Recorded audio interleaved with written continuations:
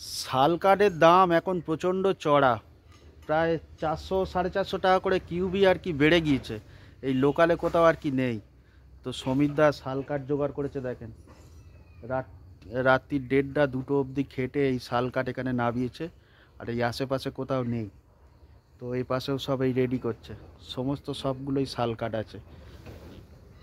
একবার দেখাই আপনাদের, দেখছেন তো কাঠের কোয়ালিটি, মানে এই 16 চাকা লরির উপরে আর কি যাবে।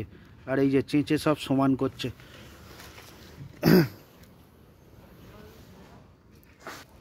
তো যার জন্যে বলি, গাড়ি যদি বানাতে হয় সেই রকম জায়গা থেকে বানান যাতে আপনি না ঠকে যান। 16 চাকা লরি আর পাবলিক বাস বেশ কিছু বর্ধমান থেকে বানিয়ে নিয়ে এসেছিল। গাড়ির কেবিন 1.5 বছর হয়নি, খুলে ওপর থেকে নিচে চলে আসছে, সামনের ঝালাই কেটে কাঁচ টাচ বেরিয়ে যাচ্ছে।